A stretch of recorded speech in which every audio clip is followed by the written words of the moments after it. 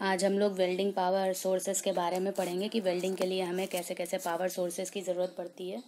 तो इसमें सबसे पहले देखते हैं हमें इलेक्ट्रिक डिस्चार्ज कितने तरीके का होता है और हम लोग आर्क जनरेशन के लिए कैसे इलेक्ट्रिक डिस्चार्ज का जो है वो इस्तेमाल करते हैं। ठीक है, तो जो इलेक्ट्रिक डिस्चार्ज है सबसे पहले हम 3 तरीके से ले सकते हैं। तो पहला क्या है, हाई वोल्टेज में किलो ऑफ वोल्ट्स हो सकते हैं, 10,000 किलो वॉट और 1 lakh kilo watt what ever high voltage. और करंट जो होती है यहाँ हमारी मिली एम्पियर्स में होती है, बहुत ही लो करंट लेते हैं। ठीक है, तो जब भी हम ऐसे कॉम्बिनेशन का इस्तेमाल करते हैं तो हमें यहाँ पर स्पार्क मिलता है।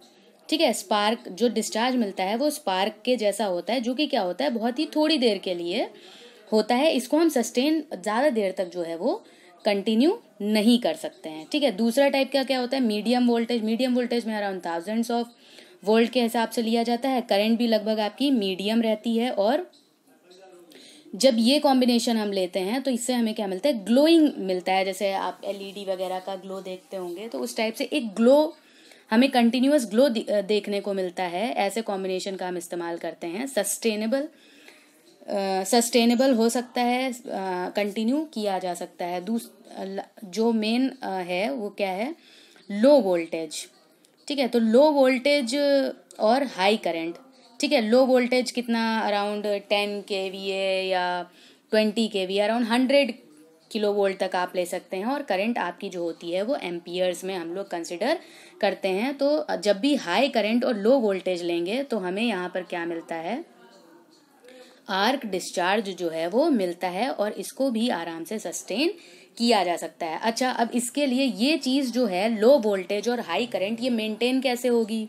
तो इसको मेंटेन करने के लिए ही हमें किसकी ज़रूरत पड़ती है, पावर सोर्स की ज़रूरत पड़ती है। जनरली क्या होता है, जो पावर सोर्स हम लोग लेते हैं वो कैसा होता है, डोमेस्टिक पावर सप्लाई का इस्तेमाल करते हैं। अब जो डोमेस्टिक पावर सप्लाई का जो आपकी घरों में आ रही है, घरों में जनरली आपकी क्या आती है, 240 वोल्ट आती है। अगर 3 फेज सप्लाई की बात करते हैं इंडस्ट्रीज वगैरह में तो 480 वोल्ट के लगभग का रहता है। अब इस वोल्टेज, ये तो काफ़ी हाई वोल्टेज हुआ, हमें क्या चाहिए, लो वोल्टेज चाहिए। इसको हमें करीब 50 से 80 वोल्ट के बीच में काम करना है। तो पावर सोर्सेस का इस्तेमाल हम लोग इसलिए करते हैं कि ये जो इतना वोल्टेज है, ये जो है ये 15 से 80 या 50 से 80 के बीच में जो है वो मेंटेन हो जाए। अब इसको हम लोग इसलिए यूटिलिटी पावर सप्लाई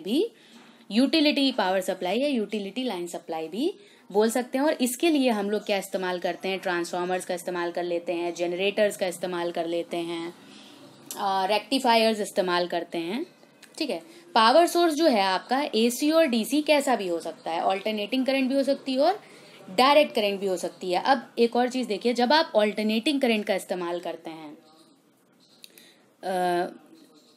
तो ऑल्टरनेटिंग करंट में आपने देखा होगा क्या होता है, ऑल्टरनेटिंग करंट कुछ इस तरीके से वर्क करती है।